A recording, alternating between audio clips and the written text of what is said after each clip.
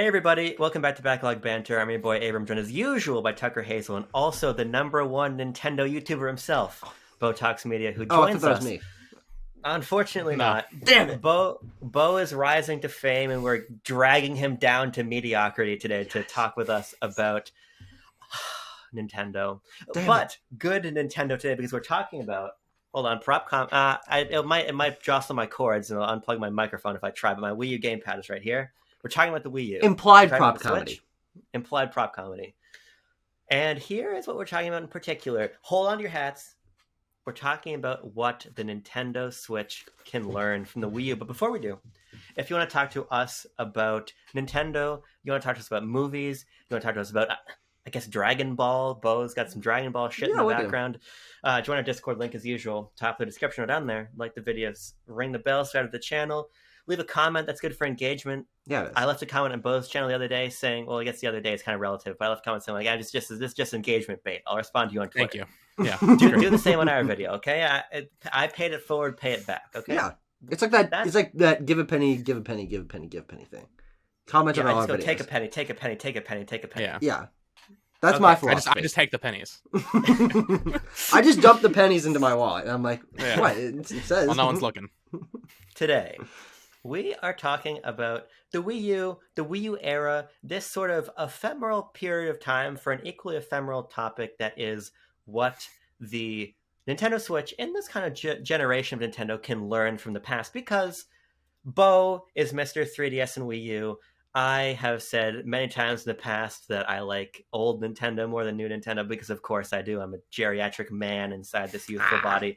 And Tucker, most importantly, is basically Mr. Switch. Oh, yeah. So I figured let's all get together.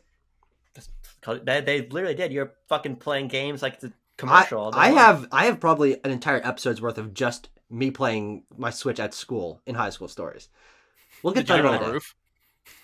No. Rooftop party? No. Rooftop Dark basement stories, though.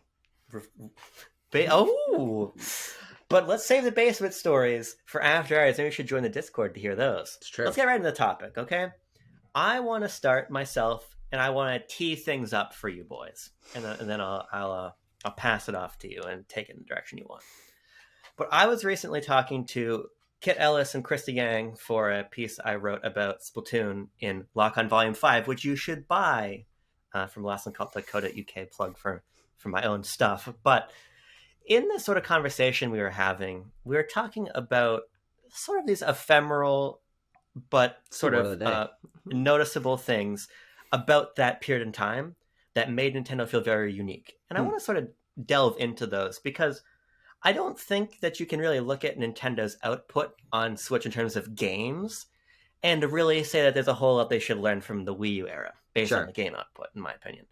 But I think there's a lot of things about Nintendo sort of Well, it's because most of the games are also on Switch. Great. But I think sort of culturally there's some things that Nintendo could improve on that they were doing really well during the Wii U era, be it directs with more personality, more front-facing people in the company, a better sense of sort of fun and playfulness and community when you turn on your system. You know, where's my music? Where are my themes? All this stuff. But I've rambled enough.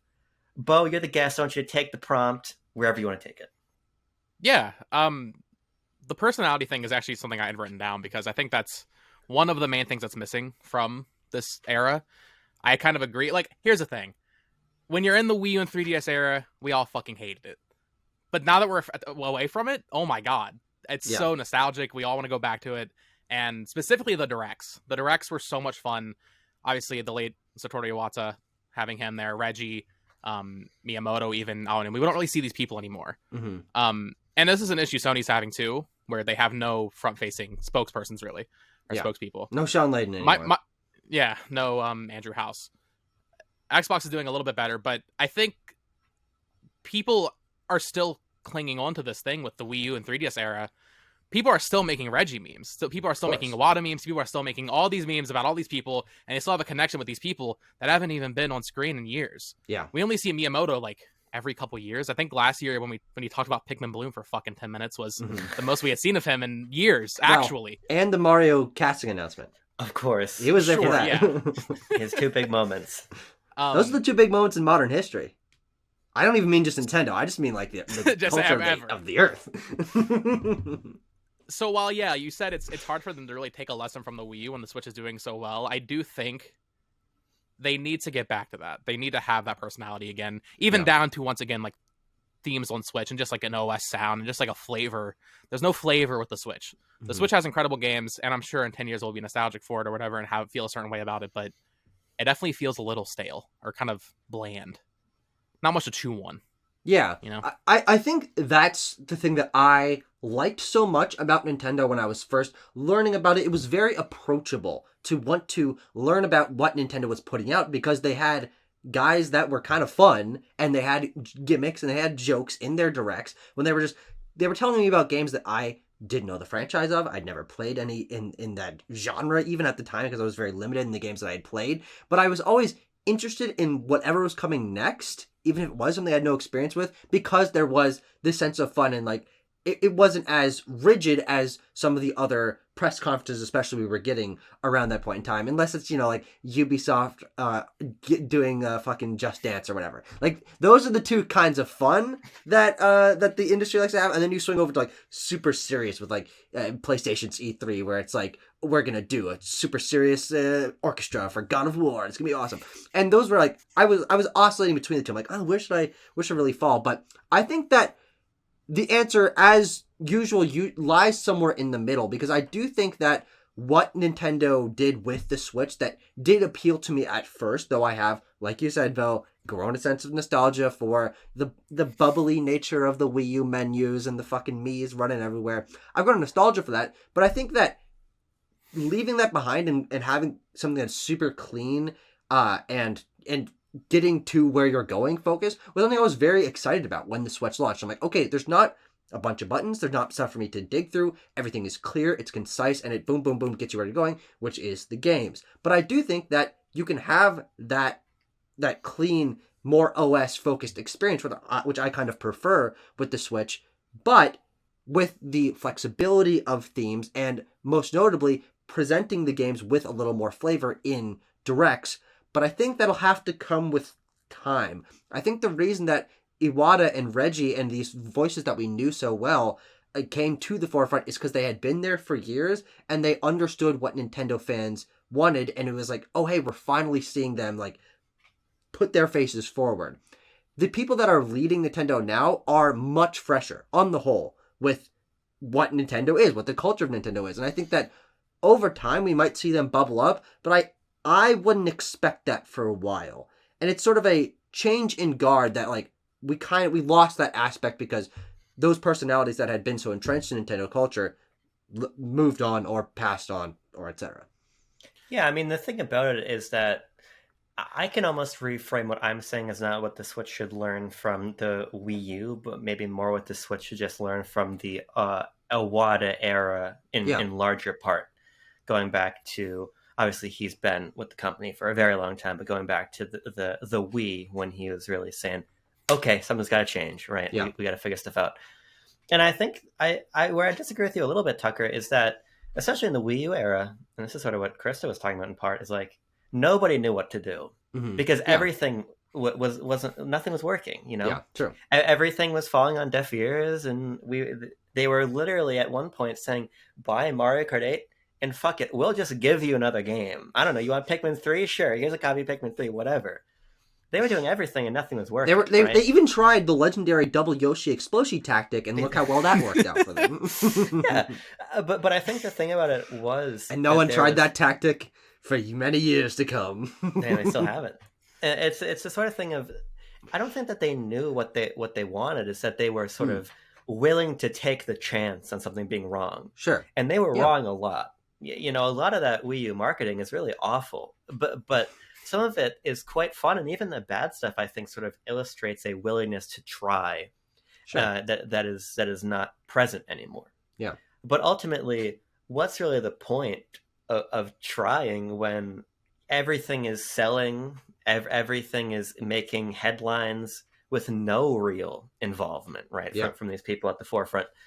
Where did Mr. Yabuki go, right? Yeah, he was fun. Where did Arms even 2, he's coming Koizumi back, don't go? worry. He better be making arms too. That's all I'm saying. I think the closest thing that yeah. the Switch era has to any of this is the Squid Research Lab guy doing that 2 pose on the stage of the the Switch press conference, or I believe he even came back for directs whenever they announced the Octo expansion. I think maybe for something during Splatoon 3's marketing cycle. I Splatoon don't 3 really direct remember. he was in. Yeah, Yeah. but that is fun. But again, that's like the one exception. He's not a prevalent force. Yeah, but even that is not to the extent that it was when Splatoon 1 launched. And it's just sort of emblematic of a different corporate philosophy. I'm not necessarily sure it's people trying to find a voice tucker. At least for me personally, it feels more like them saying that right now no voice is working. Yeah. And so why should we change that? Sure. But yeah. I think there's real merit to changing that. What do you think, Bo? Well, I mean, I want to agree because I like the personality, but as we've seen, the Switch is doing so well. Yeah. And you said, why try when it's working? Or I don't know if it's right to say they're not trying, because they might not be showing, their personalities again anymore. We don't see Bill Trinen anymore. I think the last time we saw that man was in 2017, which is crazy. I love he was in Bill every Trinen. direct. So I love Bill Trinen. Yeah. Great guy. But they're still doing the weird shit. They're still trying weird stuff. Nintendo Labo was a thing that released, Sure.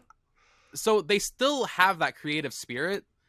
They just need to, I think, hone it back in on marketing a little bit, but just don't overdo it. As much as we love the E3 where they were Star Fox puppets, does that actually work? Does that actually work for marketing something? We love that, of course we do, but I don't know. You got to find that balance. How many copies did Star Fox Zero sell? Oh, it's right there. The name, none. 0. Yeah. So I just feel like I want them to keep going, and I want them to keep trying and have these personalities again, like Yabuki even. But it's hard for me to say they should really when they clearly don't need to. Same thing with Sony. Sony doesn't need to either, and they're winning. What's interesting with the Sony comparison, though, is that we were sort of seeing at the end of the PS4 generation this lack of faces, and I really do think that bit them in the ass when they're coming out and saying like, you're going to have to pay for that upgrade for Horizon. Oh, now you're not. Oh, now you are. Oh, now you're not. A lot of the stumbles of the PlayStation 5 generation, their issues with crossplay, or even the way that they're getting hammered in this obscene and annoying Activision debacle, I think an edge would be taken off of that if you had somebody more appealing than who is at the front of that company right now delivering these messages. Sure. I think what was strong about the combination of Iwata and Reggie and Miyamoto and Bill and all these people in the periphery was that good or bad on the software front, on the corporate front, it was still the same Nintendo talking to you. Mm-hmm. And I think that the Switch's success is not going to last. And it's not me trying to be overly negative. It's just looking historically, when has Nintendo ever when have they ever done well twice in a row? Yeah. There's going to reach a point where Nintendo falters. And I think you'd rather falter when you have a face that's going to lift you back up, opposed to a sort of faceless Nintendo that's going to dip. And then who's the face that's going to raise it back up? Who's going to come out and announce your next console? Yeah. I think it's important to look beyond straight numerical success and say, how can we cultivate an audience? How can we keep them feeling like we are speaking to them at times when maybe we need to communicate a little bit more? They might not need to communicate now, but they're going to at some point. Yeah.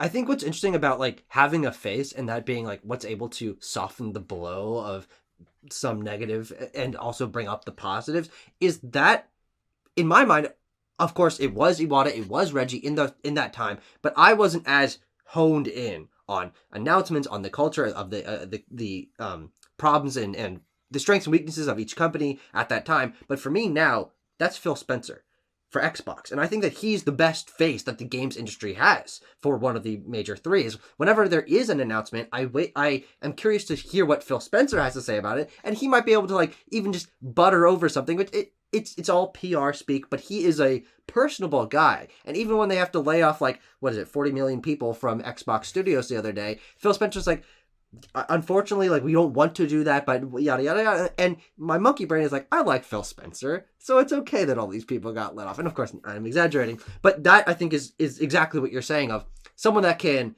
deliver the bad news with a The spoonful of sugar being their sweet, sweet face.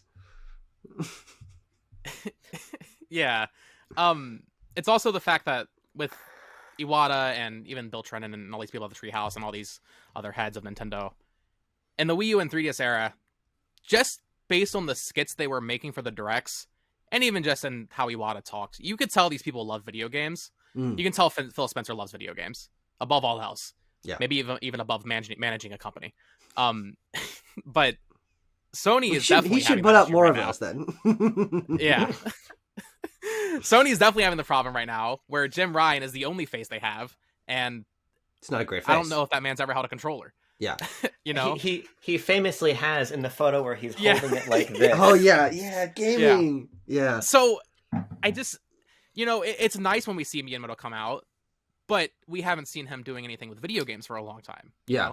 Now we're getting Pikmin 4, but for the past 7 years, he's been working on a theme park and a movie.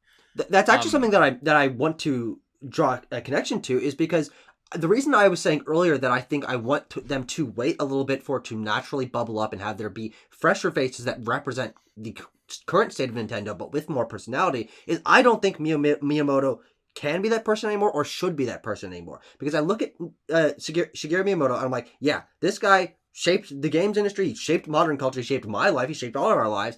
But I could not tell you if he has played a video game that released on a console in the last decade. Like, he looks like he doesn't understand modern gaming culture. You're always talking about him like, no, don't put fun characters in the Mario games. Mario needs to be this, making these decisions that have to be this, unless it's Pikmin, which he obviously is very passionate about. But he, I think, is the sort of face that they like should put on things. Be like, yeah, we still have this like creative, artistic guy that shaped the medium involved in our company in some circumspect fashion. Not obviously not at the top anymore. But I don't think it would be a good idea to expect him or want him to be this face anymore, because I don't feel like he even accurately represents what Nintendo was, 5, 6, 10 years ago, let alone now. I mean, part of that Mario stuff with Miyamoto is sort of tenuously attributed to him at best. I mean, there's I don't like to ever talk about Paper Mario, because everybody that identifies as a Paper Mario fan is likely a bad person. It's like a coin flip, in my opinion, just to be needlessly mean for a minute. Specifically, Thousand Year Door. Sure. Let's clear it up. If you like Thousand Year Door, you're probably a bad person. Jesus.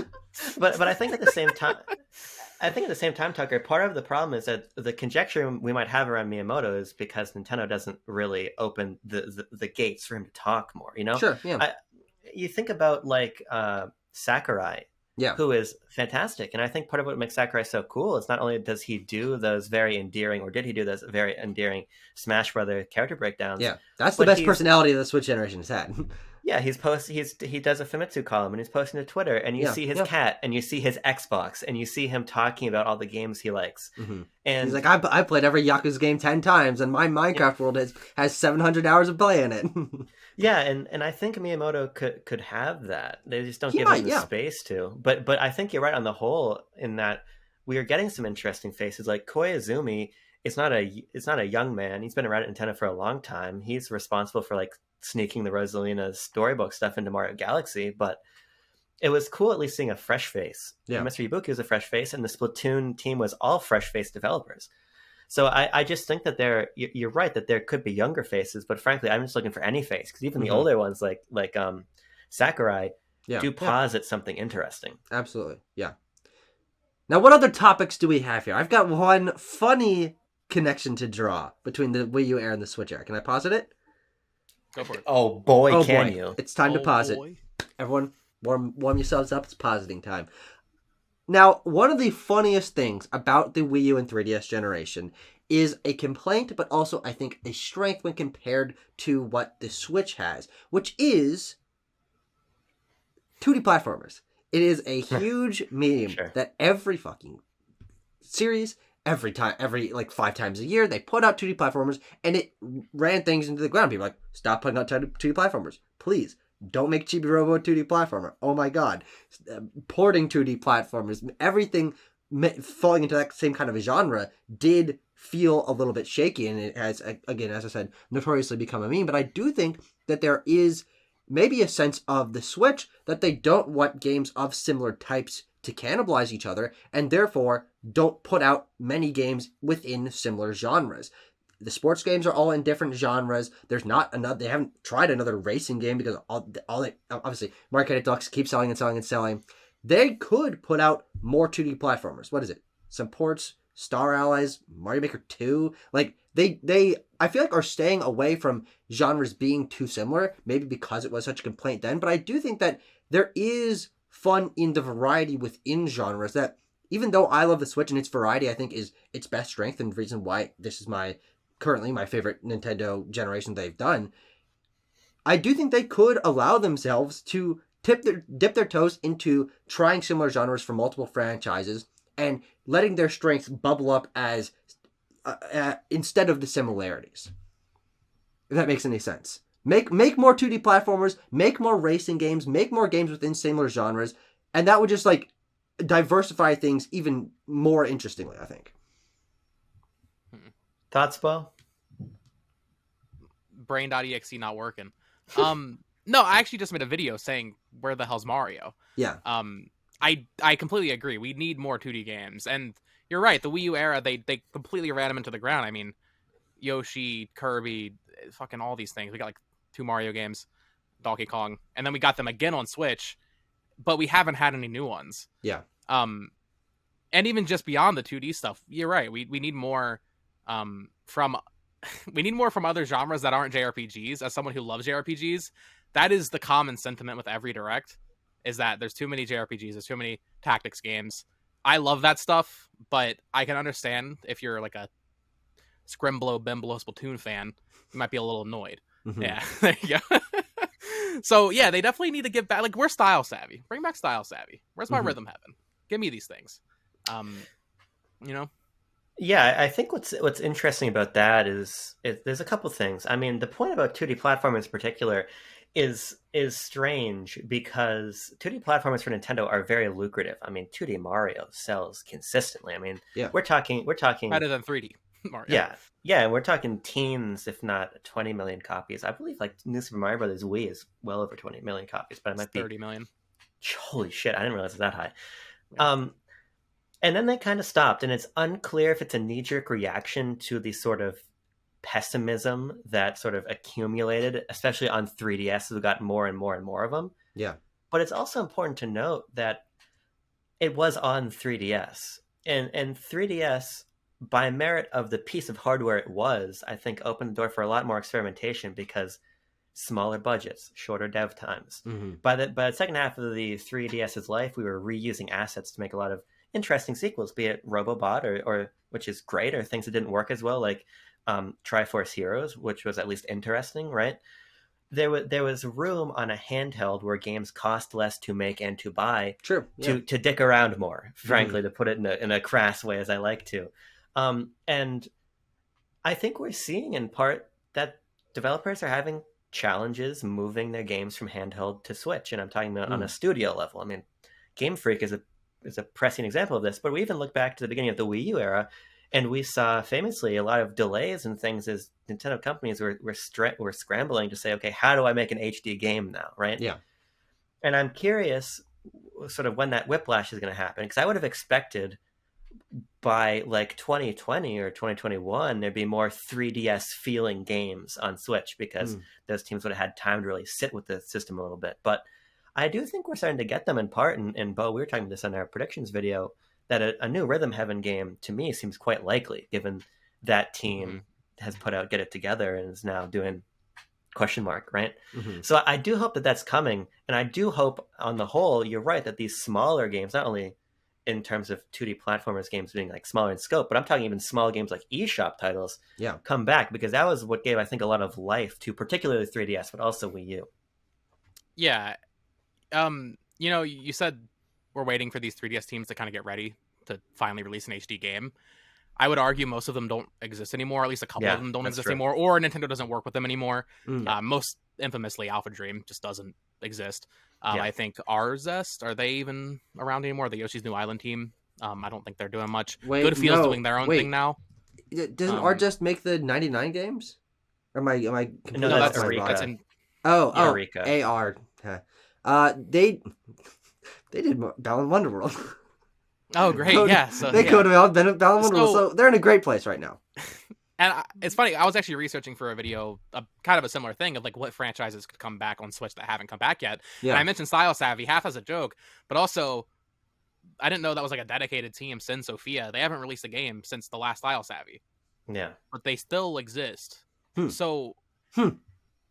it's a really interesting thing because also with their even during the beginning of the Wii U having trouble getting into HD development, I do wonder when that is going to finally hit, and it maybe even hit them negatively. The Switch was able to succeed easily in its first couple years because it had great new software, but also because they had a lot of old software to fall back on from the Wii U. Yeah. You know, this is a Wii U to Switch video, but I do wonder what happens Switch to Switch 2 when they can't port all these games again. Yeah. The release lineup's going to be probably fucked, for lack of a better word. Yeah, Bo, I think you make a really good point. And even sort of as I'm developing my own thought in my head, I'm thinking back to the fact that when you do look at a year like 2021, there were a lot of games that don't feel, if we can say, of console caliber. You think about Of things like consequence. sure, console quints. I like that a lot. Consequence. You know, your Famicom Detective Club remake, or your BDSP. Yeah, oh yeah. or your Metopia, the RPG game, right? Yeah. That We- game's we- fantastic, by the way. Well, that's a conversation you should litigate with Tucker another time. Oh no. But I do think that a part of the sort of a missing component there are the large teams scaling things down, right? I'd love for some more sort of contingents of how to pump out some games the way they did. Yeah. And of course we got one Box Boy game, right? But let's get a couple others. And I really enjoyed, as we talked about, Kirby's Dream Buffet, and something like that to me felt very of the previous era. Yeah. You know, we got a lot of downloadable titles from significant Nintendo teams, or even interestingly in like the Guild 01, Guild 02 series, prominent Japanese developers saying, let's take a small budget, a small scope, and make something interesting and small. And you're right, Bo. Nintendo's release calendars have always been weird. I mean, you look back at the GameCube era, there were years when they're like, brother, we have 4 games. I don't know what you're going to do about it, but it's the year is 2003, and we got like Metroid Prime 2 and Pikmin 2, and like, I don't know, we'll figure it out, right? 2023 looking like one of those. We'll see. But I think part of what made the 3DS not impervious to this, because they were absolutely 3DS droughts, but you had those smaller titles that were, I think, quite pivotal in sort of bulking out that software library on the whole. Yeah, I mean, even I think about stuff like Dylan's Rolling Western, and Yeah. I didn't personally like that game very much, but Dylan was a character, had a personality, it always had a presence in the directs. Whereas with the Switch, we had snipper clips, which felt like a relic of the bygone era. But then we have Good Job and the Stretchers, and it's just these, like, I'm sorry, they're just these shitty generic physics-based games that, I mean, this is a whole nother topic on like how indie gaming has changed, I feel like, and how indie developers have changed and evolved. You know, in the 3DS eShop, I could play an Endless Runner, or I think it was like Bike Rider DX, and it's just a stupid little platformer. But that I would go crazy for that. Or even something like, I love Gunman Clive. I know Great the game, developer yeah. of that just released a new game, and he's not finding any success because that entire landscape has changed. So Yeah. I think Nintendo probably just doesn't, as much as we would love to see smaller stuff like that, even like an NES remix. Yeah. There's not much there for them, I feel like, financially. That's fair. Which does suck. And I mean, I don't want to say Nintendo doesn't do things just for the fans, because they absolutely do. Metroid in of itself is for the fans. Pikmin is for Miyamoto. He's the one Pikmin fan. Yeah. Or I guess you're one too, so 2. So like, you know, they definitely have these smaller series they come back to that are for the hardcore Nintendo fans. But I do wonder if they even see the need for the extra small stuff, the box boys, you know? Yeah. Though the lack of smaller eShop primarily focused series is something that everyone and I have talked about like basically every other month since we started this channel. So we're always like, all right, which franchise should be brought back as eShop titles? What is the potential that one of these teams makes something that ends up being released for $20-$30 and is digital exclusive and does just have a small idea but executes on it very well? And I think that when you look at what the Switch's library has done for each of its series, I think its greatest strength is making things bigger, is trying something new, reinventing franchises, introducing them to a new generation with a reboot, a soft reboot, a new idea, whatever it is. But they are Nintendo and the Switch are severely lacking in this generation with those smaller titles that are experimental on the smaller side. I think they've been great at experimenting on the larger side with most of their biggest franchises, but not having the $20-$30 type games on the eShop is something that the Wii U generation and 3DS generation did better than any other console of any other generation ever. I mean, I guess maybe I would compare it a little bit in my head to the amount of digital-only PS3 titles that were released, but now The Wii has some good shit too. A lot of WiiWare. That's true. Well, yes, but again, that library is smaller. Those games have certainly dropped off in popularity since then. But I do wish that each group, each team was, or each console was putting a little more focus on that, because I think there is a lot of potential there. But I think what the big companies have realized is, no, we don't need to do that, because guess what? 90% of the people making video games, 90% of the titles that are released fill that niche already. It is the indie titles. It's us promoting indie directs. It's us publishing these games that, like the Stretchers or Good Time, which are not from Nintendo Studios, but they've just partnered with these people. That's what indie gaming has sort of solved the niche of. And of course, that coexisted for a good amount in the Wii U and 3DS generation, but it was nowhere near the consistent force that it is now with bigger indie publishers like Devolver and like Annapurna they're serving that $20-$30 digital download market that Nintendo was kind of focusing on with Box Boy and with Pushmo and with Dylan. They just don't need to do it anymore because other people are doing it and possibly doing it better, which is interesting. I mean, you're right, but nobody's making a Rusty Reels Deal baseball, and I just think that's important to note. If I may sort of take the conversation to a wider lens again, I think another thing that I would really like to see them return to is having a more dedicated feel around their machine. And I'm talking about I'm talking now about UI and UX and home menus and all these things. I think it's important that when you turn on a Nintendo machine, it feels more like a Nintendo machine. And at a certain point, is this like, I love DS, I love Wii, I love Wii U, I love 3DS, I turn them on, that feels more Nintendo to me than Switch? That's definitely a part of it. But I think it's also undeniable that there was a certain spirit of play when you engaged with those devices in the past. Not just in terms of, oh, I'm getting access to my Nintendo games and only this machine can do that, but everything's going to whistle at me or beep, and there's going to be music, and I can drag things around, and I can, even something as simple on the Wii as viewing my playtime by opening up a little envelope. I think all that stuff is important, especially now, and this actually ties in part into the importance of having a face to your company thing, but Nintendo is becoming more of a lifestyle brand than purely a video game company right now. When you think about the role of the film and what that's going to play for them, and the role of the theme park also. Yeah, sure. Nintendo is very quickly going to be about more than just their games. And I think it's important that they, through their hardware and things, establish that feel and identity as strong as they can. So you're kind of living a Nintendo lifestyle. I think this extends to things like having more mobile games and everything. They stopped that. Yeah. In fact, they actually have gone negative that because Dragalia Lost? That's what it was called, gone. right? Dr. That's Mario's dead. gone. God, Dr. Mario World, rest in peace. I loved that game. But I think... I didn't play it either. I think from mobile games to bringing back the Mii's to making the system feel more distinctly fun and Nintendo to turn on, that's all really important when you're trying to sell this idea that Nintendo is larger than life. And you're going to go visit the Mushroom Kingdom in Orlando, and then you're going to go to the movie theater and see our movies, and then you're going to open up your phone and play our game, and then you're going to go home and your Nintendo system will be your entertainment center again. The Wii U the Switch doesn't feel like that. The Wii U had a TV button on the gamepad. And I think that was sort of a picture of a Nintendo that's sort of larger than just games, with Miiverse and all of these things, and Wii U chat and everything. Yeah. And now we're finally at an opportunity where Nintendo is trying to be multimedia and is trying to be sort of culturally relevant beyond their software.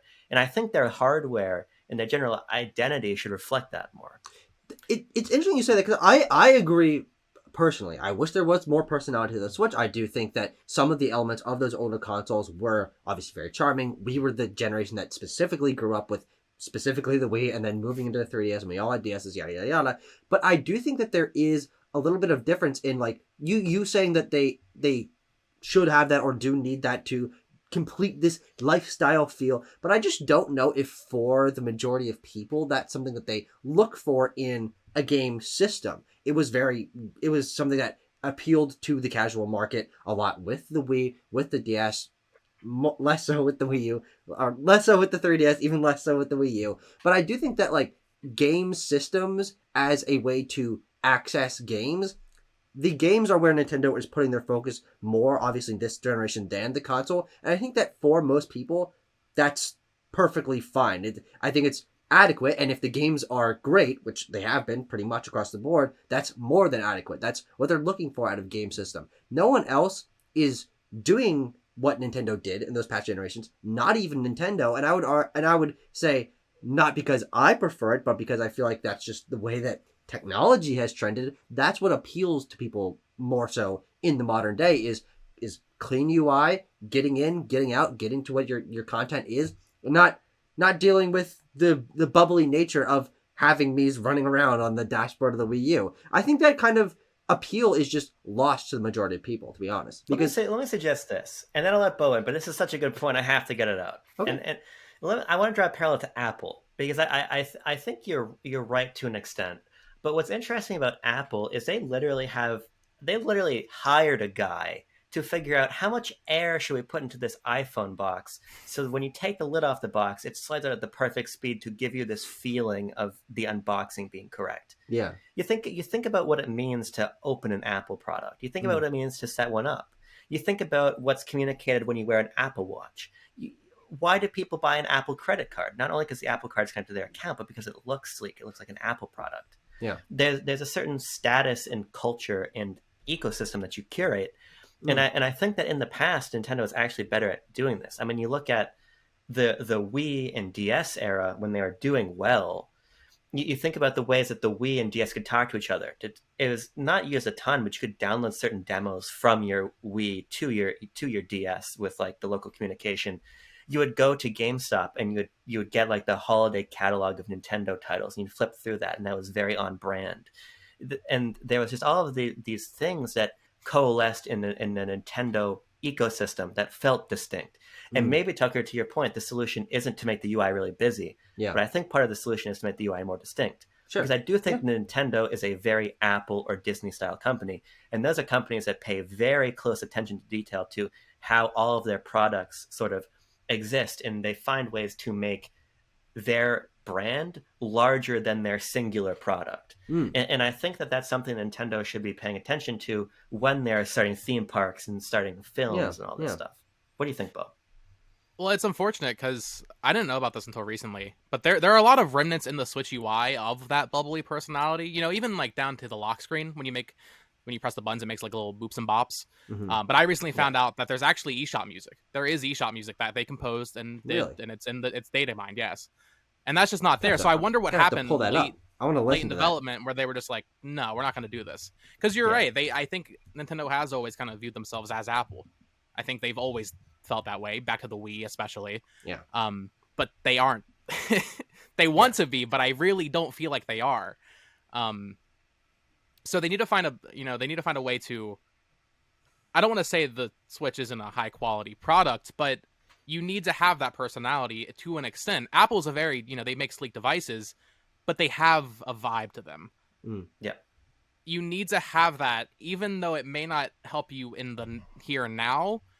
Having that legacy, which makes us nostalgic for the Wii U and 3DS, that's important. That builds a brand.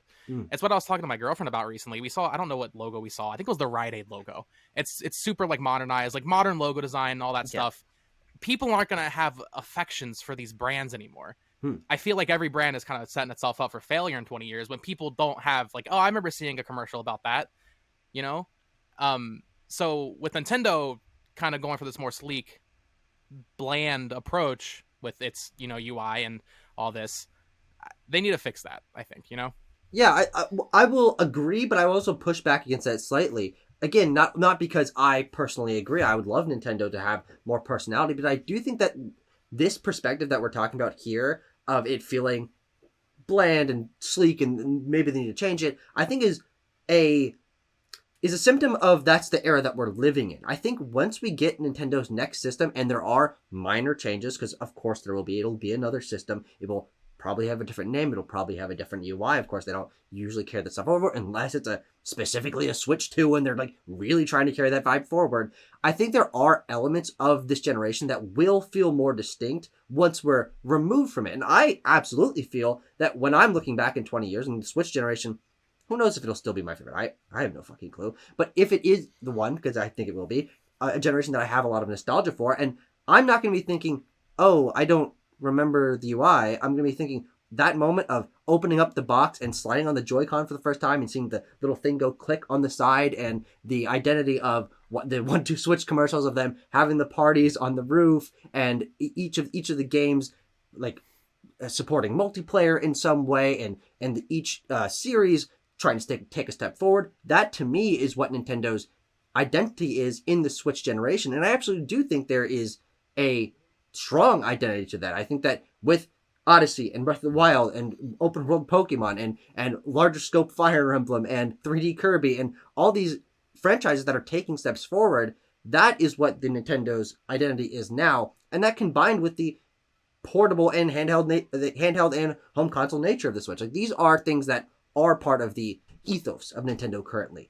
We're just so used to them now that they feel like, yeah, this is the baseline. But I assume we all remember 5 years ago when we first got our Switch, and it was the craziest thing we'd ever experienced. And oh my god, I'm playing Skyrim and Breath of the Wild on the go. And like, that is what the Switch I think will be remembered for, is starting those things. But we're living in the era, so it feels like the baseline as we're living through it. Yeah, you know what? It might, and I think that's a good point. I mean, ultimately, we are very close to the thing we're discussing, and that always just inherently colors your view. But I think it's also important to remember when you think back to, I don't know, let's think back to the Game Boy era.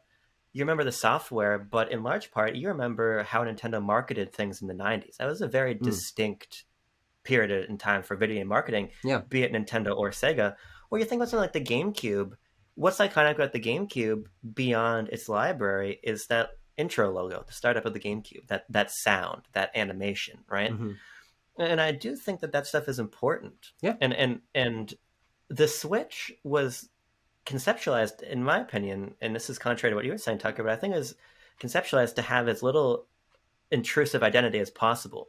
Sure. I mean, you look at how that machine began, not only was it very much spare in terms of UI, it still is, but even more so on release day, but they were very conscious to say, let's have no Mii's, except if you can find it in the menu to make your Mii, right? If you know the fucking buried treasure map to get there. Let's not have the same color scheme. Let's get rid of the sort of the gray, that sort of like space gray of the last two generations. Let's distance ourselves as much as possible. But I think unlike something like the GameCube, or give a better example of the Wii that was totally different from the GameCube, and thus established its own identity to be separate from the GameCube, the Switch sort of found its identity by not having one so distinctly. Yeah. You know, you don't think about sort of what's the mascot, right, of the Switch, or what's sort of the iconography. And you're right, there's the click of the Joy-Con and there's things like that. But I don't know if that's enough. And I think at the time, not being 7th or 8th generation Nintendo was super important. Yeah. And it worked. Yeah. But now I think it's time to build that back up a little bit. Absolutely. And I think that PlayStation's having sort of a similar identity crisis of Nathan Drake is apparently retired and Sackboy is retired, and who's our mascot now? I guess it's Aloy, I guess it's Astrobot, but now they have to do the work of establishing that again, right? Yeah, absolutely. And I think that's going to be important for them, just as I think it's going to be important for Nintendo to do this. And they're actually in similar positions, because PlayStation is also trying to be as multimedia, if not more so, than Nintendo is right now. So I just think it's important to remember that's part of the Switch's identity, I think, was defined by the absence of one. Sure, yeah. Yeah, I don't know. It's funny, now that hearing you say the GameCube intro, it made me think about the Switch intro, which you don't hear when you turn on the console unless it's like for the first time, right? Or if you Yeah. power it off and power it back on. Right. Yeah. So, okay, what you're saying, when we're in it, so it's kind of like the baseline. We probably will be nostalgic as fuck for this. That will be nostalgic Absolutely. for us. It's They're not not going to be sure, doing yeah. that in directs in the future. Yeah. So I'd argue just that red, Nintendo logo that you see in every trailer, that is, I would say that's probably actually comparable to the GameCube intro. Sure. So Yeah. it does have a little bit, but maybe it is just because we're in it right now that it really doesn't feel. Yeah. Like it And has the it. reason I think that is probably very true is that living through the Wii U and Wii generations, that was a pretty one-to-one continuation of that identity. It was HD now, but it was still the Mii's, and it was still that space gray Yeah. and the rounded corner squares for all of your apps and yada yada yada. And I was frankly ready to leave that behind, and I was excited when I got my Switch. I turned it on like, ooh, this is clean. This is sleek. This is futuristic. The snap of the Joy-Con is simple, and to me that was exciting. But it was because it was something new, and now the Switch is old hat. It's old fucking news by now, and I do think it'll be really exciting when I think that they'll try something new in the future. Nintendo is or has been very experimental in the past. The Switch is nothing if not experimental with a lot of its franchises. Of course, its own identity as a hybrid console, first of its kind. But unless, which is totally possible, they just continue the Switch forward, I think that the Switch will maybe, yes, have its identity as the one with less identity, but again, the things it started, the nature of the Joy-Con, and that being ostensibly the new Switch, the new Nintendo logo is two Joy-Cons sitting next to each other, and the fact you could take them off and play them on the side, and they have 1-2 switch, and they have Labo, like, these things are as integral to the Switch's identity as Wii Sports was, except for that was a bigger cultural phenomenon, which, now that I think about it, it almost isn't, because wait, did the Switch outsell the Wii yet? Or it's outsold it. Yeah, Like 20 so million. I don't know. I think that maybe it's just because I am more a fan of this simpler, cleaner, more subtle style of Nintendo than that bubbly one that the Wii and Wii U did, that I'm reading more positively into this. But I do think there is a future where they combine the two, and it's better, and I think that'll be awesome. But I also know deep in my heart of hearts, I haven't quite gotten to the point where I'm a jaded old fuck yet, like the rest of you guys, but where I will, in 10 years, be like, damn, what can current Nintendo learn from the Switch generation? Because, oh, you guys remember when they were, like, coming out with fucking Labo and they were reinventing all their franchises? Oh, I really wish we would have returned to that again. But maybe that's just me being Switch Defender number 0 with my fucking copy pastas of the Switch is the greatest system of all time Reddit messages that I still have buried deep somewhere in my fucking notes app. But no. That's not a joke, by the way, Bo. He has those. No, it's real. Send those to me, please. It's real. But yeah, it's a different perspective. But I kind of feel like there are multiple angles to come out at this. With the Switch will stand as something, even if it doesn't have that same bubbly personality that it had. Maybe that's okay, and in the future will even be something we look back on fondly. Yeah, I mean, that's totally possible. But when I think of the Wii, I think of me as I think of the Wii menu screen, and I think of the Wiimote. And I was just talking about how the Switch Snap is obviously iconic, and I think it's probably about as iconic as the GameCube intro. That it doesn't help that the Joy-Con aren't good. I think that also probably is going to affect just like the long-standing kind of opinion on it. I like the Wiimote personally, but like Joy-Con, they have issues, and Nintendo just hasn't addressed it. So if we go into the Switch 2 and they keep that logo and it's still the same thing, it's like, okay, so we're just doing that again. Yeah, of course. Yeah. So I don't know. It's a tricky balance for sure, but I think they need to figure this shit out. Yeah, the challenge is, first of all, I don't think Nintendo always needs to be bubbly. I mean, I give the example again of the Game Boy. They were antagonistic, you might even say. There's even an era of Nintendo where in their headquarters they had Sonic. They had like a plush Sonic hanging from the ceiling as though he had been My favorite lynched. story. Yeah, Jesus. that's true, and it speaks to the fact that companies have these different personas. But it's even a strange comparison to draw between the Game Boy and the Switch, because ultimately, for the sake of this conversation, I struggle to think if even anything before the Wii matters, because we're talking about the importance of developing a culture and a brand and identity in the internet era. Yeah. And so I think that's germane to think about. And you're right, Tucker, that there are very much hardware level things about the Switch that will always define it.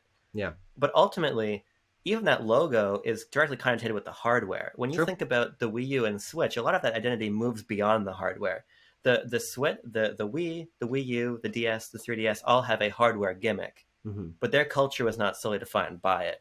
I think a lot of the Switch's sort of novelty is just intrinsic to the hardware. Sure. Yeah. But the difference is that the other pieces of hardware were just as novel, Yeah. maybe not to the same level of convenience. The Switch's novelty offers a convenience the other ones didn't really. But nonetheless, there was more to the feel of Nintendo at that time than the sort of novelty of that. Now I can play my games here, or I can ka-chunk, ka-thunk, and play on the TV, right? Because It's even the that, ka-chunk-ka-thunk. That's the Yeah, ka-chunk, the famous. ka-thunk factor. but even that, how unique is that going to be and for how long? Yeah, who knows? I totally respect the people that say you can't compare the Steam Deck to the Switch because they're on completely different lunar planes of of popularity. But there will be a point when there are more devices that look like the Switch, 100%. and this starts to tick more and more to this, to where there's a device with parity of the Switch. And then what does the Switch have? And Yeah. that's kind of what I'm talking about. Sure, absolutely. Beyond hardware, what does it have? Games. We may never know. N- It might not. Nintendo Switch has games. Nintendo Switch has games. has games. Yeah. Are there any other points we want to raise here, Bo? Did you have anything written down that we haven't touched on? Because we still got a little time in the video. I think. Well, I was gonna bring up obviously like the marketing and the personalities and the UI. Yeah. So I think we'd already touched on the main things. Mhm. And I guess we already talked a little bit about like the release cadence because of ports. So I think that's definitely something they need to figure out moving forward. But other than that, I think they've learned all they need to. Yeah, because I have one other yeah. topic. I have one other topic that should propel us comfortably to that like 1 hour 10 or 15 where the video. Okay, go for it. Yeah. And this That is BLB sweet spot. That's guaranteed to get us a lot of views. what's guaranteed to get us between 30 and 110 views. If there's two things, let me take my glasses off for this because it's important. All right, I'm going to take my headphones off for this one. If there are two things I like to talk about as though they make me smarter than anybody else, and they don't, because everyone knows about these, or they should. Did you know that Super Mario Bros. 2 was... Number one is Gunpei Yokoi's philosophy of lateral thinking with their technology. You do use that a talk lot, about yes. fucking constantly. Yes. The other one, though, is the blue ocean philosophy. Yeah. And this ties into this point I'm making about Nintendo should have a larger identity that sort of captivates people across devices and defines them for this new crop of people who are suddenly going to be going to theme parks and doing all this shit. I want to tell you a story, okay? Bo, adjust your hat for this one. Nintendo Switch Sports comes out, and I'm playing the game with Jean, my girlfriend, right? And we play a little bit, and then she goes to me later. She goes, "Hey, can we play Wii Sports again?" Of course, she's talking about Switch Sports, but there's something important in there. I think that Nintendo should continue down the path they're continuing down, sort of in circumspect with the Switch, of bringing casual software back. I think you can't undervalue the role that the Blue Ocean consumer played in saving Nintendo. I mean, especially for the Wii, they saved that machine. With Wii Sports and Wii Fit and all these titles. People are like, Nintendo needs more new IPs. Brother, their most successful IP was a new IP, and it was called the Wii Insert Activity after it. Fit, party, play, sports, Music. whatever. Shit, Music. clean, nap, Clean, shop. Pokemon Ch- sleep, chess. Pokemon brush your fucking teeth. What's that game called? Pokemon brush? Smile. Smile. Pokemon Smile. Pokemon's But taking I- that over. Still waiting on sleep. I think that, especially when you get people going to theme parks and you get them going to movies, they might not be gamers. Yeah. But you can't forget that there's a lot of people like Jean who have an interest in video games and play some games, or maybe people like my parents who don't play games but still remember so fondly the Wii Sports and they remember Mario Kart Wii. Yeah. And we're starting to get things like Ring Fit, but even Ring Fit is an incredibly intensive and hardcore game. Yeah. It feels like, with the exception of like Clubhouse games and Nintendo Switch Sports, the quote-unquote blue ocean software in the system, be it even Labo, which is very complicated, or Ring Fit Adventure, are still hardcore red ocean experiences. I really think that we can't undervalue... Is that a term, or is that just the opposite? Red No, Ocean. that's a real term. Red ocean is a traditional consumer. Blue ocean is an atypical consumer. Sure. That's where the blue ocean comes from, because it's like it doesn't matter. The point is And then they casual use those colors for software. the Switch because it appeals to both. Yes, and I wrote a piece about this. It was called the Purple Ocean Theory. Ah, But I'm not even want to talk about that right now. I'm talking about the necessity as Nintendo becomes larger to bring back explicitly fun and casual software. yeah. I think that gave them in part a bad name because they leaned too hard into it. But it's not the same period of time where like a Metroid Prime 3 Corruption is a counterpoint to 9 million casual titles. We're in a situation where a Nintendo Switch Sports is a counterpoint to the hardcore games. And Sure. I think that more of those in this new era of Nintendo about getting the normie in is going to be really important. And I just think those games are very fun. I don't know if I fully agree that Ring Fit. I mean, obviously Ring Fit. That I holy shit, that game's serious. Yeah. But I think that this is something they've actually done really well with. I thought with the Switch so far, every year they've had one thing. It has been exactly Sure. one thing, but they've managed to do it, even down to 1-2 Switch, which was not good, arguably. I actually had some fun with it, but We both we made a like video what- about that. I like that game. Yeah. You're amongst friends. oh, thank God. Or even like Mario Kart Live, it's weird stuff like that. Labo you mentioned, which was an obvious failure, but stuff like Big Brain Academy coming back, that didn't need to come back. Europe got a new Brain Age game that we never got yeah. in America. So I think they're doing a good job, and I think it's still working. But also, I think that casual Blue Ocean market has also shifted a little bit. Yeah. It's not the exact same as it was. I think more people are more willing to play Mario Party Superstars now than they would have 10 years ago. Yeah. So, yeah, I don't know. I think I actually disagree with you here. I think they've done a pretty good job of balancing it. You know, with the Wii U, I feel like they tried to overcompensate a little bit. But then you had a full year where Game & Wario was your big release, which was horrible. like Game & Thank Wario. God the Switch has never had one of those years. It's gotten close, but It has gotten close. 2020 didn't have a single good game other than Clubhouse games. Yes, that is true.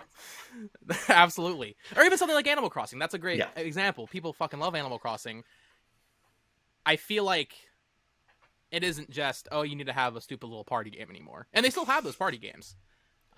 They could definitely do more of them, but I think they've actually struck a really good balance with the casual games and your Metroids and your Zeldas this time around. The reason that I land somewhere between you guys, I mean, I do think that there are markets and a tier of success that they haven't quite worked at yet. They made a Nintendo Switch Sports, but didn't make a great Nintendo Switch Sports that will go down in history on the same level as the original Wii Sports of, oh my god, it's bringing in all the casuals. It had all these new sports. It was like completely phenomenon. Now, you know, that game probably sold fine. And we currently have the one person on the entire fucking planet that actually plays that game consistently on this call.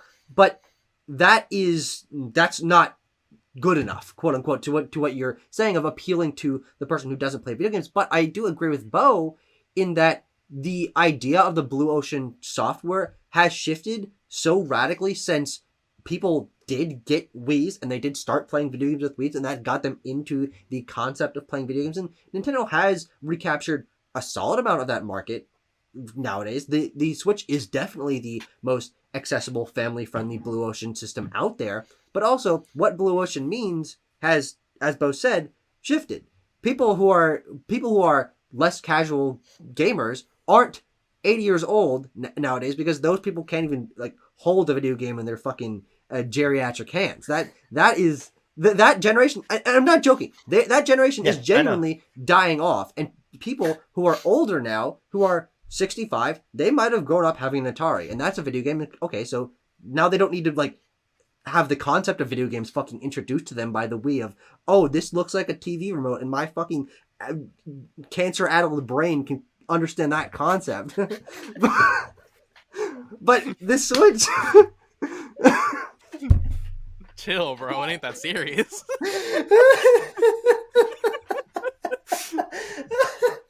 That's how I see the Wii, okay? But is that putting out games like Mario Kart 8 Deluxe and these other games that Bo mentioned being creative, more complex, but creative Blue Ocean titles that don't traditionally appeal to the Red Ocean consumer, is, I think, the balance that Nintendo has struck. And I think where they need to shift their focus is in the Blue Ocean world of movies, because everyone sees fucking movies, and theme parks, because lots of people go to theme parks, even though I'm not a huge fan of them, but I digress. And mobile software, which they have been lacking on for the last couple of years. They did pretty damn good at the start of the Switch generation. Mario Run was a big success. Pokemon Go is one of the most popular games of all time. They made Miitomo. Fire Emblem. Fucking love me, Tomo. Which one? Heroes. Heroes. Fire Emblem Heroes Yeah. makes a lot of That's money. still going. That's their best Dragalia one, Lost for sure. is dead. Pikmin Bloom happened. But they have done this. They just haven't done it. They haven't put enough focus on there because that's where the Blue Ocean consumer is now. They're either playing Mario Kart 8 Deluxe because everyone and their fucking grandmother played that game, and they all fucking played Animal Crossing New Horizons, which is probably the greatest Blue Ocean success they've had this generation. A Blue Ocean success unlike anything we've seen in a couple generations at this point.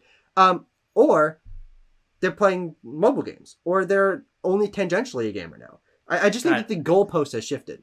God, I love this conversation. Tucker, Bo, I want to give you a handshake. Tucker, I want to kiss you on the lips. This is a. We did the handshake. Oh, Here's the thing. You guys both make very salient points, but I wanna break it down for a second. Bo, you're right about. Thank you. Oh fuck! I'm breaking it I'm not down. doing this anymore, man. I'm breaking it down. You gotta start paying me for these. You're right, Bo, about the number of software titles we've had that fall into this category, but I think we need to make a couple distinctions here. First of all, when we think about things like Brain Academy, whatever the fuck that one was called, I didn't even buy that one. It's one of the few Switch games I don't have. I remember you saying you were excited for it, though. Yeah, because of course I said that. Yeah. And I still think about buying it all the time. That game cost like $30. It got like no marketing. You think about Labo cost $80, which is too much. 1-2 Switch cost a shit ton of money too, compared to what people thought it was valued at. Yeah. And obviously Ring Fit is a premium price title also. And Mario Kart Live, Home Invasion. Right. Mario Kart Live Home Invasion, as we call it, yes. These are all like not, let's say, not affordable titles by the standards set by most Nintendo titles. Yeah. It's important to remember when you think about something like Wii Play ostensibly cost $10 because it came with a free Wii remote. A lot of this software had a free remote. A lot of the software had a very strong value proposition that the current Blue Ocean software doesn't necessarily have. And I think part of its accessibility was the price, or at least the value proposition of that software. And at the same time, Nintendo Switch Sports has sold, as of most recently reported figures, almost 5 million copies, which is definitely not the success of the Switch era, but 5 million copies, God, fucking... That's above Luigi's Mansion 3. Yeah, and fucking Crafton would kill to get 5 million copies of Callisto Protocol sold, right? I think it's important to remember that this market is still here to an extent. It's just different because, Tucker, you're right. You gotta think about let's think about the year 2011, right? Skyward Sword sold like 3-point-something million copies lifetime on Wii. The Blue Ocean market had abandoned Wii by the end of its life cycle. Software sales were very, very low. They were not at all commensurate to where they should have been for the hardware, because these casual players did move to smartphones. Yeah. And so I think that's part of the reason why you should have more software on smartphones for those people. But at the same time, I think that 5 million copies of Nintendo Switch Sports, which is, again, it had a very truncated marketing cycle, had not a lot of truncated game. The fact that it did that well, I think, speaks to the fact that there could be a bigger market for the software there. Absolutely, yeah. And I think that properly priced, properly positioned Blue Ocean software is something that they're lacking in part, because the Blue Ocean software we have, for the most part, is very experimental or too expensive or not marketed or not released in every territory. I think that there is a balance to strike between all of our perspectives here and sort of find a path forward that has more things like Nintendo Switch Sports at that level of success. And we were saying, Bo, in our predictions video, how about like a Wii Fit analog? I don't think that that's unlikely. I mean, Ring Fit really is not Wii Fit. It doesn't have sort of like those party games of Wii Fit by any stretch of imagination. A fucking soccer mom can't stand on the bounce board and have it flip a coin and tell her that she's like her BMI is wrong or whatever, right? And you couldn't play as a penguin in Ring Fit. I think that there's space to sort of take these experimental concepts and a more accurate price point and bring us something like what the Wii had that finds an audience. I don't think the Blue Ocean is as gone as people say it is. I just don't think you can predicate a console on it anymore. Yeah. I would argue we didn't get Wii Fit because Wii Fit isn't a fun video game, though. Ring Fit is a good video game. Like Sure. it's a good video game and it's a good exercise. Yeah. It's definitely like, I don't know, man. Ring Fit Adventure is in the top 10 best-selling Switch games. That's insane. Yeah, Yeah. that You is. know, I don't think anybody expected it to do that well, given how the Wii U went. So while it didn't do, what did Wii Fit sell? Fucking 60 million copies. I have no idea. I think it it's was like 30. Yeah, 30 which is about. insane. So it's not quite like that. How much was Wii Fit? Do any of you know? How much does I- it I cost? Probably 100. Oh Yeah. no, it wasn't that. Oh boy. Oh not fuck. 100. Keep talking about. Because you're absolutely right. You know, they used to sell the software at a loss to get you to buy the thing. We Play being the most, prominent example. And I was thinking about that the other day with Labo. I like Labo. I had fun building it. If they Me had too. sold Labo for half the price and just eaten the cost on the software, I think it could have done well. Yeah. $90 for Wii Fit. Yeah. $90 in 2008 money. So That's Yeah, like it was $4 billion still- now. yeah, it was still expensive, and it still Yeah. did that well. That's a fair point. You That's get a a fair car point. for that, yeah. So I don't know. I think they just need to, like I said, they've been doing it once a year. It seems like. Yeah. Eventually they'll hit it. I feel like they're just. It's that meme of the guy digging, about to hit the gold. You know, Right, they're the about diamonds, to hit the gold. yeah. Yeah. They're getting there. They're about to reach the, what'd you say, Tiger? Cancer-addled elderly people or whatever? Something like that. I don't. You can go back, check receipts. I don't need to relitigate Flip this it. option. Post it in the server. Anything else we want to talk about? Or are we feeling satiated? Well, here's the thing: is I think that there's a great future where they're able to capture both these markets, and it'll be all the better for it. But I also think that unfortunately, the more likely future is that they don't care as much about that anymore, and that they're just finding, frankly, better success doing what they're doing now, and that's just fine by them, because you know what's fine? Doing well. That's actually more than fine. That's good. That's what you want. That's great. I hope that Nintendo, with the success, is able to do more experimental things to appeal to different markets going on in the future. But also, maybe not.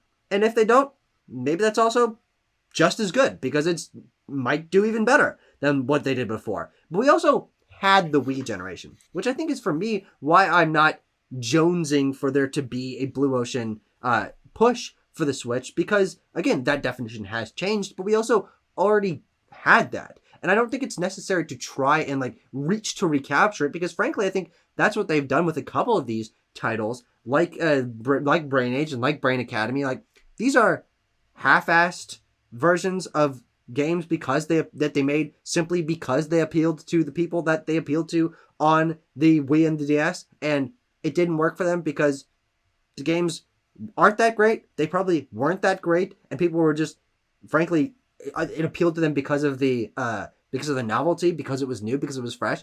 And now it's not new. It's not fresh to get a Wii Fit analog in the year of our Lord 2023, because guess what? Wii Fit came out 15 fucking years ago, or whatever it was. And who's that really gonna appeal to anymore? I think what they just need to try to find, and this is, I can't even conceive what's gonna be, but Nintendo, they think a little bit higher brain than I do, is they need to reach for that next frontier, whatever it is. And unfortunately, I think because the way the technology and video games have been trending, it is battle passes, and it's yada yada yada, things that maybe we don't like but do appeal to the mass market of people who are interested in video games in a more casual way. That is something that the market has shifted to, and Nintendo trying to recapture the Wii and DS energy might honestly end up hurting them in some way, because it might feel antiquated to the average consumer. Like, yeah, we did this 20 years ago, and it was fun then, but it's old now. And so, I honestly don't know how much, even though we just spent a fucking hour and 15 talking about this, I don't know how much I would want them to learn from the Wii and Wii U and the Switch, and no, not the Switch, that's what they're doing now, the DS and the 3DS, because they already did that. It worked in some places, it failed in others, and they found a new route to success that absolutely they can take things from the past, but I don't know if that's necessarily what they need to, because it seems that they're more forward-looking now than backwards-looking, and maybe that's a good thing. Yeah, I mean, I think where I would leave it is that ultimately I'm not asking them to just make the Wii again, right? The whole premise, at least from my mind, at where I come to the conversation, is Nintendo's doing a shit ton of stuff right. I mean, I think that for as much as I like maybe 25% of the games they put out every year, it's undeniable that on a global scale, the software that they're putting out is resonating with a lot of people, and it's selling incredibly well. They've got that down in the broad strokes. They know what they're doing. They're pushing hardware, keep selling. I don't think they should totally change their playbook, but I think it's Yeah. important to not also forget where they came from. Sure. Because that Iwata era was very, very special, and Nintendo, as it's understood now, still holds a lot of those connotations for a lot of people. And I think totally stepping away from them is a mistake. I think you're right. You also can't redo that. Yeah. If I think that if they had just tried a third time, they would have been in significant trouble. But I Absolutely. think it's also important to remember that part of the Switch's success is that it's ultimately a handheld, and when you compare the Switch's numbers, now it's just shot past a lot of stuff, but it's fairly in line with other handhelds. Obviously, it's higher than a lot, but it's much closer to the handheld curve and sales wise than the home console curve. So I think that there's certain intrinsic things that the Switch did that were going to make it succeed no matter what. Mm. And I just think it's important that as we move forward into what could be a completely different era of the company, we sort of take the lessons of what worked during the Wii era and repurpose it in a framework that's a little bit leaner and more successful. Because there is an important middle ground that I think they want to strike for apparently 2024, because they're making new hardware next year, right, guys? What Hell no. Bloomberg keeps No. telling me. They Everyone were on We'll Twitter see. says, 2021. oh, good point. Yeah, we're actually in the Switch 2 generation right now. we What? may as well be. No one told me. Bo, what do you want to say before we wrap up the video? I like the Switch. Maybe I felt like I was a little negative here. I am in agreement with Tucker. The Switch is probably my favorite Nintendo console. I think the library has been killer. But it just comes down to that personality. And I do wonder if I wasn't making YouTube videos and engaging in fucking internet culture, if I would even care. Does the average person, does it matter? Probably not. So I think we just overthought it for an hour and a half. Perfect. But I mean, Because that's it's what obviously that's fucking the working. role. That's the role we fill, to be honest. Yeah. Overthinking shit that a large scale, hell, doesn't matter. Doesn't matter. Yeah, but those people are stupid. You know what I mean, right, Bo? No. Oh, They're yeah. stupid. You agree, right? You agree you said that? Yeah. He's nodding. He's I'm nodding. I'm on record. Yeah. Bo, where can people in our audience that is 1/15 the size of yours find you? Oh, please. I need it. YouTube.com/BotoxMedia and Twitter. Actually, no, I think I'm changing it back to Botox Games. One of those. You can do one of The those. YouTube channel? Yeah, Oh. and Twitter. So, Oh. one of those. Look up Well, Botox. You'll find some music channels first, and then Is that true? you can find me. Yeah, actually. Oh. There's like a Botox Vivo. I don't know what the You fuck should it corner is. that market as well. Make another channel. Start making music videos? Oh, yeah. Yeah. Maybe.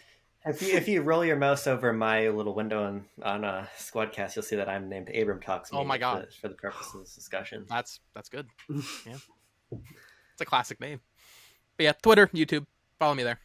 Check out I've been doing a lot of Nintendo topics. I did one recently on is Nintendo sitting on finished games, which they are, which I Yes. think is interesting. So go check out that. There's a period of time when Paper Mario Color Splash was on the Wii U eShop and you can buy it and the game wasn't out yet. Remember remember when that. Advance Wars was coming out in 2021 and then people that preloaded it got to play it for a day? And then remember Crazy. when somebody was like, "Oh, I felt bad having it, so I shut off my Wi-Fi." I'm like, "What? You did what? Yeah, what the fuck was that? You did what?" I would have been on Amazon buying a new Switch and turning my fucking Wi-Fi off from the old one as soon as that happened to me. Was that real? It was definitely real. How What a did that weird happen? fucking thing to come up with. They had proof. I mean, that game is 100% done. But it's gonna. Hey, they're Right. probably gonna release it on like May 5th. They'll be like, "Hey, a week before Zelda seems like a good time to drop that game." Perfect. It's like Okay, Star that's enough. End the video. Fuck it. We're done. I don't go to college. I don't know what Zoom is. Too old for this shit. Too old for this shit. Well, how old are you? 22. 22. That's how old we are. I don't. I was like, I was like, Bo, you're either like 19 or like 24. That's the range I was working with. There's no in between. A lot in between. So Yeah, I was like, this. It's like this is kind of what I'm feeling. Tanner and I yesterday found out that Mr. Beast is like 23. dude, he's true? fucking young. Yeah. Yes. Really? Yeah. That's weird. I have also found out 24. yesterday what Mr. Beast looked like. Because guess what? I'd never seen a Mr. Beast video until yesterday. The only picture related to Mr. Beast I'd seen is the guy going, and that's, I found out yesterday, not Mr. Beast. The fake Mr. Beast. That got That's not recommended him. to me. Yeah, I thought that was him. My sister loves Mr. Beast. She got Mr. Beast merch for Christmas. Is that just like a Mr. Beast like shirt or baseball cap or whatever? He has a lot It's of like- merch, lines yeah. and shit. Yeah, He sells shirt lines? designs. Lines of Coke? Maybe he might be doing them. All the shit he does. He does some crazy shit. I've done my fair share of Mr. Beast research in the last 24 hours. I've seen a lot of people trying to shit on him, but I don't know why. He should do a video where the person that snorts the longest line of cocaine gets a certain amount of money. He just sets it up like a Mario Party minigame, just a bunch of lines, and you have to snort it and run down the line. That's the new Mario Party coming out this year. I think it's a good idea. Mario Party minigames, but they're all related to either illegal substances or the games that people play while they're incarcerated. Incarcerated. While they're incarcerated, yeah. Yeah, while they're in jail. I see. Yeah, you know what do they do to pass the time? You have like Mario, Yoshi, Peach, and Bowser like crafting fucking shivs in the bathroom or whatever. Just like or dropping the soap, you know? Yeah. That's a great minigame idea. I got a Pardon me. LinkedIn like a LinkedIn email today, so that Mr. Beast is hiring an editor. Maybe you should pitch those ideas to him, Tucker.